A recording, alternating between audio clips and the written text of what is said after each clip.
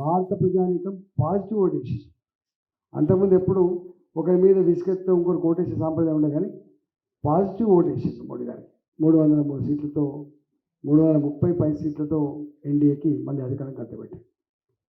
ఇవాళ అదే మోడీ గారికి ఎవరు సరితూగే వాళ్ళు లేరు, ఎవరిని మనం పోల్చుకోలేము.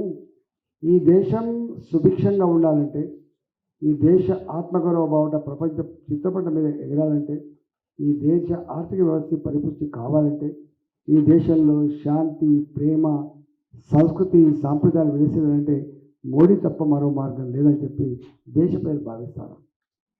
భారతీయ జనతా పార్టీ అధికారానికి వస్తే ఇదేదో కమ్యూనల్ రాజ్యం అయింది అన్నటువంటి ఫీలింగ్ ఏదైతే ఉందో ఇవాళ ఎక్కడ కూడా అట్లాంటి లేకుండా నాకు తెలిసి ప్రపంచంలో ఉన్న ముస్లిం దేశాల చేత అతి ప్రెస్టీజియస్ అవార్డు అందుకున్నటువంటి తొలి భారతీయుడు మోడీ గారు గుర్తుపెట్టింది. That is Modi. రెండో అతి ముఖ్యమైనది ఇస్లామిక్ కంట్రీస్లలో, ఇస్లామిక్ దేశాలలో ప్రపంచమే ఒక గ్లోబల్ విలేజ్గా మారిన ఈ రోజులలో ఇంకా ఇతర దేశస్తులు వచ్చి ఇక్కడ బతుకుతున్నప్పుడు వాళ్ళ విశ్వాసాలని, వాళ్ళ సాంప్రదాయాలను కూడా గౌరవించాలి. మనం ఇంకా రిజిడ్గా ఉంటే ఇది మంచిది కాదని చెప్పి ఇవాళ ఆ గల్ఫ్ దేశాలలో కూడా మనకున్నటువంటి మోడీ గారికి వాళ్ళకు ఉన్న పరిచయంతో జాగడిగి అక్కడ కూడా ఒక మందిరాన్ని కట్టి భారతీయుల సంస్కృతిని, సనాతన ధర్మాన్ని కాపాడిన వ్యక్తి మోడీ గారు.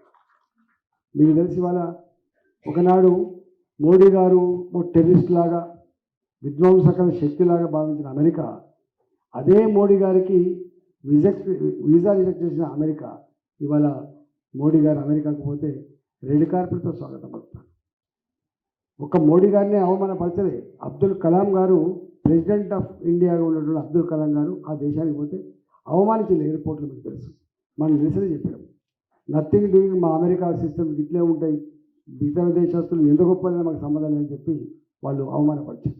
అట్లాంటి అమెరికా ఇవాళ మోడీ గారు అమెరికాకు పోతే రెడ్ కార్పెట్తో స్వాగతం పలకడమే కాదు, మోడీ గారు స్వయంగా సమానంగా ఒకరి భుజం మీద ఒకరు చేసుకునే స్థాయి కానీ, ఒకరి చేతిలో చేసుకునే స్థాయి కానీ, వాళ్ళ పార్లమెంట్లో వారు మాట్లాడుతున్నప్పుడు వాళ్ళ సెనేటర్లు లేచి 10 నిమిషాల పాటు సప్పట్లు కొట్టి జై మోడీ అని చెప్పి భారతీయులు అనలే, జై మోడీ అని చెప్పి అమెరికన్ సెనేటర్లు మాట్లాడే స్థాయికి వచ్చింది భారత్.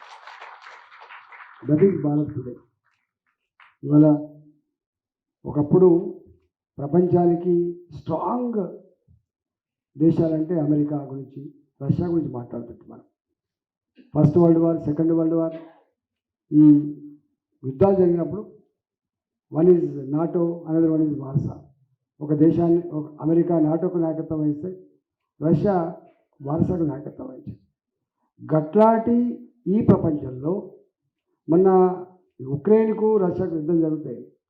యుద్ధాన్ని ఆపిచ్చి పిల్లల్ని మన దేశాన్ని తీసుకురావడమే కాకుండా పరాయి దేశాల పిల్లల్ని కూడా కాపాడినటువంటి దేశం భారతదేశం. మోడీ గారు మొన్న ఈ మధ్యలో గొప్ప మార్పు ఏంటంటే Russia as well as Ukraine రెండు దేశాల అధినేతలు మోడీ గారికి ఫోన్ చేసి ఎన్నికలు జరుగుతున్నాయి, మీకు మళ్ళీ మీరే దేశానికి ప్రధానమంత్రి అవుతున్నటువంటి రిపోర్ట్స్ ఉన్నాయి, దయచేసి మా యుద్ధానికి చరమగీతం పాడాలి, మా దేశాల్లో శాంతి వెల్లివిరియాలి, మా దేశం పురోగమించాలని చెప్పి ఆ రెండు దేశాలు ఇలా మోడీ గారి మధ్యవర్తిత్వాలు కోరినాయంటే మన దేశ ప్రతిష్ట ఎంత గొప్ప ఉందో అనుకుంటే మనకు అర్థం కాదు. ఇది మామూలు కాదు. డెవలప్మెంట్ ఇవాళ అనేక రకాల డెవలప్మెంట్ చేయడం వేరు, కానీ ప్రపంచ చిత్రపటం మీద ఇవాళ భారత పౌరుడిగా ఆమె ఇండియన్ అని చెప్పుకునే స్థాయికి ఎదిగింది భారత్. దట్ ఈస్ భారత్ ఇవాళ. అందువల్ల ఒకటే దేశం, ఒకటే చట్టం ఇష్టం లేకపోవచ్చు, కానీ ఎంత నరమేధం జరిగింది ఒకసారి ఆలోచించండి. జమ్మూ అండ్ కాశ్మీర్లో సామాన్యులు ఎంతమంది చనిపోయారు, దేశాన్ని రక్షించాలని చెప్పి సైన్యంలో చేసినటువంటి వాళ్ళు ఎంతమంది చనిపోయారు. లాల్ చౌక్లో ఏదో జెండా ఎగరేదంటేనే ఒక యుద్ధంలాగా పరిగెత్తే ఈరోజు ఇవాళ జమ్మూ అండ్ కాశ్మీర్ ఒక స్విట్జర్లాండ్ లాంటి గొప్ప ప్రాంతం కావాలని చెప్పి కళ్ళు కంటున్నది భారత్. ఇవాళ ఎక్కడ ఎవరితో యుద్ధాలు లేవు, ఎవరితో కయ్యాలు లేదు. ఇవాళ అన్నిటికీ మించి ఏ మతం కూడా విధ్వంసాన్ని కాంక్షించదు. ఏ మతం విధ్వంసాన్ని కాంక్షించదు. ఏ గ్రంథాలు కూడా మానవ కళ్యాణాన్ని కోరుతాయి. ఖురాన్ కావచ్చు, అది బైబిల్ కావచ్చు, అది ఇవాళ మన భగవద్గీత కావచ్చు, అన్నీ కోరేటి మానవ కళ్యాణాన్ని మాత్రమే కోరుతాయి. దానికంటే భిన్నం కోరవు. కానీ ఈ దేశంలో ఇవాళ ఈ హైదరాబాద్, ఈ మెట్రోపాలిటన్ నగరం అని చెప్పే హైదరాబాద్, మినీ ఇండియా అని చెప్పేటువంటి హైదరాబాద్, అన్ని భిన్న సంస్కృతి పైన జీవించిన హైదరాబాదు నా గోకుల్ చాట్ దగ్గర ఏమైంది? నా దిల్షుక్ నగర్ జనసమ్మర్దమైన ప్రాంతంలో ఏమైంది? నా సాయిబాబా గుడి దగ్గర వాళ్ళు బాగుండాలి, దేశం బాగుండాలని చెప్పి పూజలు చేసే అమాయక ప్రజలు ఏమైపోయారు? లుంబిని పార్క్ ఏమైంది? ఇవాళ ఆ బాంబుల మూతలు లేవు, ఆ తుపాకీ పేలులు లేవు, జీవచ్చావల్ల పడి ఉండేటువంటి మానవ కలేబరాలు లేవు. ఇవాళ ఎగిరిపడ్డ మాంసం ముద్దలు లేవు, చిన్న రక్తం లేదు ఇవాళ దేశంలో ప్రశాంతతకు నిలయమైపోయింది ఇవాళ భారతదేశం. ప్రశాంతత. మోడీ గారు వస్తే అల్లకలు జరగలేదు. మోడీ గారు వస్తే ఇవాళ సబ్కా సాత్, సబ్కా వికాస్, సబ్కా విశ్వాస్, సబ్కా ప్రయాస్ ఇవాళ నినాదం అయిపోయింది. ఇవాళ ద మోస్ట్ ఇంపార్టెంట్ ఫ్యాక్టర్ ఇవాళ మోడీ గారు ఏ మత గ్రంథం చెప్పినా, ఇంతకుముందు చెప్పినట్టు మానవ కళ్యాణం కోరింది కాబట్టి ఇలా ట్రిపుల్ తలాక్ లాంటి ఇష్యూ 20 ఏళ్ళు భార్యాభర్తలు కలిసిన తర్వాత ఒకేసారి మీరు ట్రిపుల్ తలాక్ అని చెప్పి విడదీస్తే పిల్లలేం కావాలి, కుటుంబం ఏం కావాలని చెప్పి ఎంత నరకం అనుభవించేదో అది బయటికి చెప్పరాదు. ఒకవేళ నిజంగానే మనక్షేమేమో కోరితే గా మతంలో ఉన్నటువంటి ప్రజలకి ఇది మతం పేరిట అన్యాయం జరుగుతుందని చెప్పి ఇవాళ ట్రిపుల్ తలాక్ చట్టాన్ని రద్దు చేసి వాళ్ళ జీవితాల్లో కూడా వెలుగు నింపిన మానేడు కూడా మోడీ గారు. ఇవాళ దేశంలో జరుగుతున్నటువంటి అన్ని రకాల అభివృద్ధిలో అందరూ భాగస్వాములు అయ్యారు. నాకు తెలిసి మీకు ఒక 2-3 ఎగ్జాంపుల్ చెప్పబోతే మీరు ఇన్స్టిట్యూషన్ నడుపుతారు కాబట్టి all India medical sciences, all India institute of medical sciences started by Nehru. Second institution inaugurated by Vajpayee. Third one is మనకు మన్మోహన్ సింగ్. అంటే ఈ దేశంలో గింత జనాభా పెరిగిన తర్వాత, గింత వైద్య అవసరాలు పెరిగిన తర్వాత కూడా ఎవరి ఆలోచన ఎట్లా ఉందో 2014 వరకు 3 ఇన్స్టిట్యూషన్ ఉంది. కానీ వితిన్ 10 years మోడీ గారు 16 all India institute of medical sciences institute. Abdul Kalam గారు పిల్లలు చెప్తా ఉంటాడు, కళలు కనాలే పిల్లలారా, ఆ కళ కూడా చాలా గొప్పగా ఉండాలని చెప్తాడు. ఇవాళ ఏం పోలిక చెప్పండి? 65 సంవత్సరాల స్వతంత్ర భారతదేశంలో 3 అంటే 3 ఇన్స్టిట్యూషన్స్ పెడితే 10 ఏళ్ల కాలంలో 16 ఇన్స్టిట్యూషన్ కొత్తగా వచ్చినాయంటే దట్ ఈస్ మోడీ. ఇవాళ నేషనల్ హైవేస్ మీరు ఎక్కడికైనా పోండి, ఇవాళ సౌత్ బాగుంది, నార్త్ బాగుంది, ఎక్కడికైనా మీరు నార్త్ ఈస్ట్ స్టేట్స్ కన్నా పో, ఇవాళ పెద్ద పెద్ద టన్నల్స్తో రోడ్డు నిర్మాణం కావచ్చు, రైల్వే లైన్ల నిర్మాణం కావచ్చు, longest tunnels, highest height bridges, తీగల వంతెనలు, ఇలా మొత్తం బౌండరీ చుట్టూ ఇవాళ 1 ఇంచు కూడా ఆక్రమించుకోవడం రోడ్డు నిర్మాణం కావచ్చు.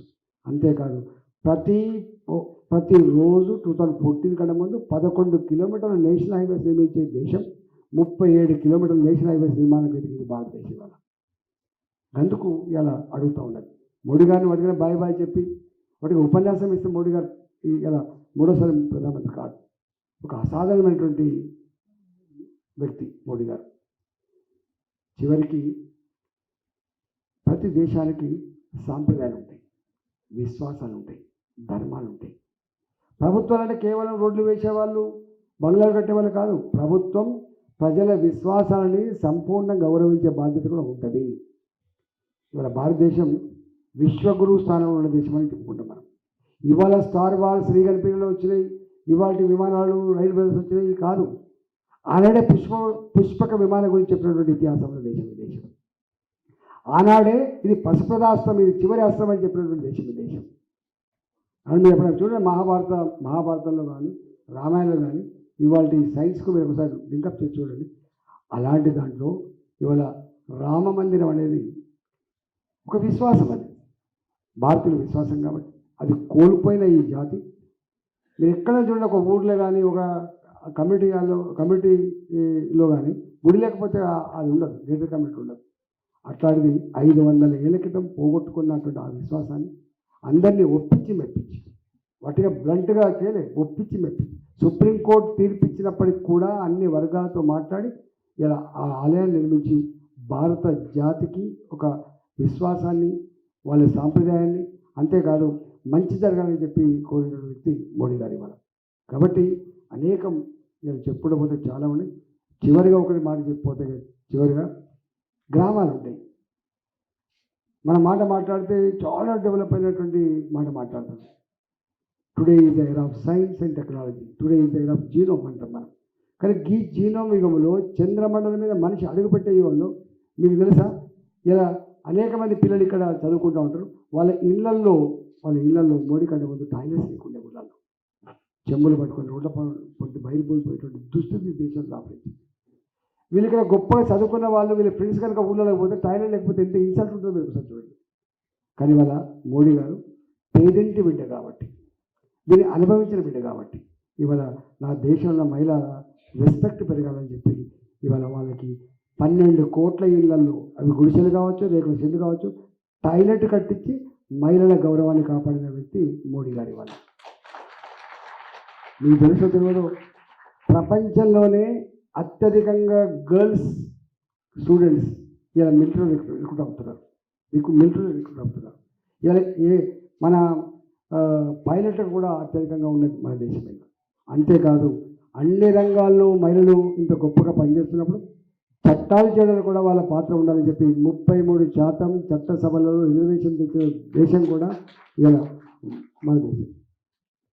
ఎవరు ఆ శాసనం చేయలేకపోయింది. మీకు తెలుసు లల్లు ప్రసాద్ గారు ఏం మాట్లాడు మహిళల రిజర్వేషన్ గురించి, ములాయం సింగ్ పార్టీ ఏం మాట్లాడింది, ఎంత సనాతనంగా మాట్లాడింది, ఎంత మోడర్న్గా మోడీ గారు థింక్ చేసింది.